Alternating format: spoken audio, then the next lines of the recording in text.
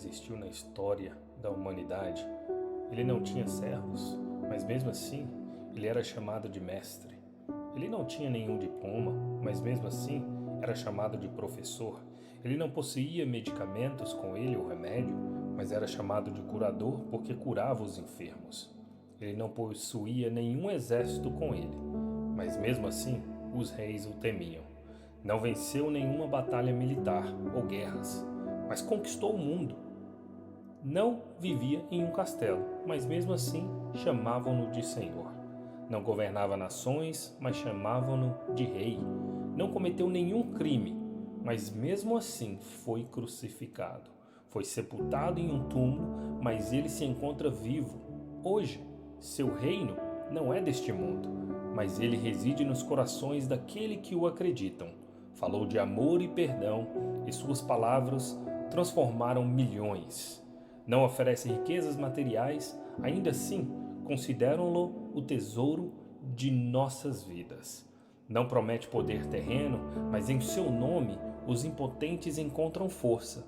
Portanto, sem deixar palavras escritas, sua mensagem preencheu incontáveis páginas. Na sua fraqueza, encontramos nossa força, em seu sofrimento, nossa salvação. Jesus, o maior homem da história, continua a nos convidar para uma história de redenção, amor e vida eterna. Ele é maravilhoso, conselheiro, Deus forte, o Pai da eternidade, o príncipe da paz, o sol da justiça, a brilhante estrela da manhã. Ele é o alfa, o ômega, o princípio e o fim, o primeiro e o último, aquele que era, aquele que é e aquele que há de vir um dia. Ele é a ressurreição em carne, em um corpo glorificado. Ele reinou neste mundo, veio em forma de servo, mas mesmo assim, habitando entre os homens, ele venceu o pecado. Ele venceu todas as coisas, nos deixando como um exemplo perfeito de humanidade.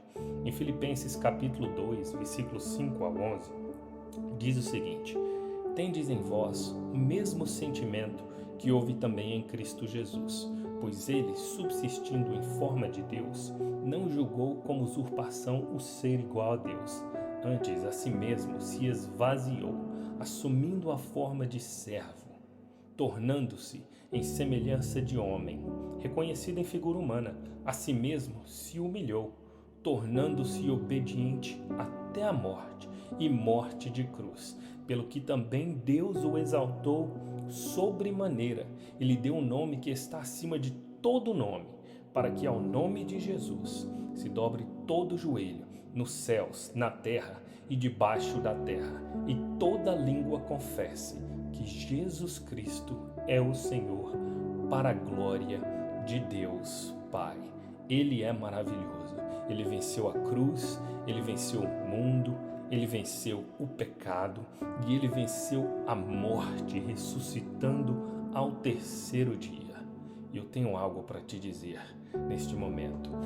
Talvez, se você se encontra morto hoje pelas suas transgressões ou pela sua incircuncisão da vossa carne, saiba que ele nos deu vida, perdoando todos os nossos delitos, tendo cancelado o escrito de dívida que era contra nós e que constava por ordenanças, o qual era prejudicial, removendo inteiramente, encravando-o na cruz, despojando os principados e as potestades, publicamente os expôs ao desprezo, triunfando deles na cruz.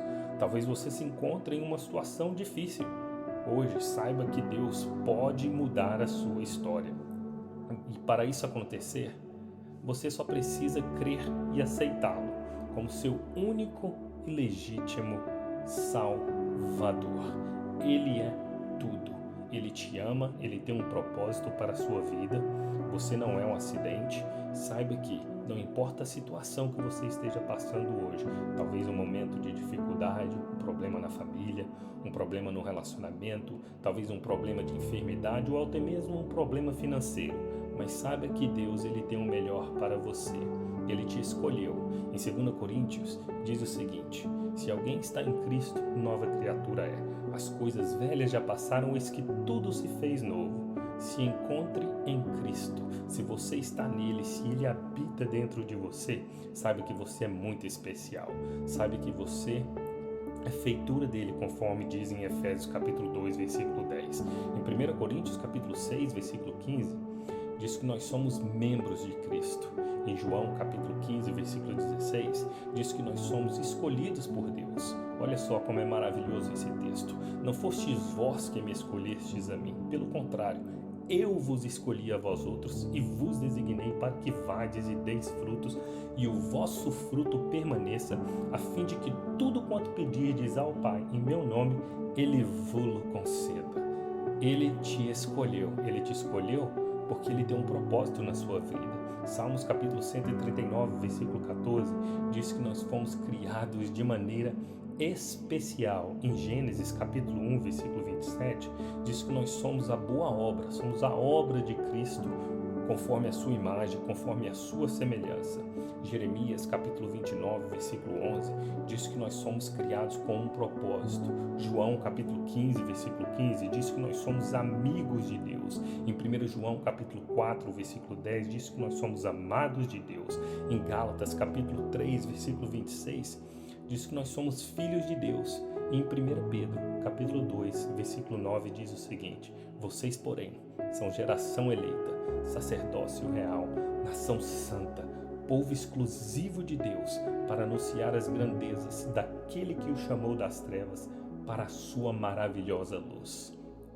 Deus, Ele te ama. Você é uma nova criatura. Você é a benfeitura de Deus. Você é membro de Cristo. Você foi escolhido por Deus. Você foi criado de maneira especial.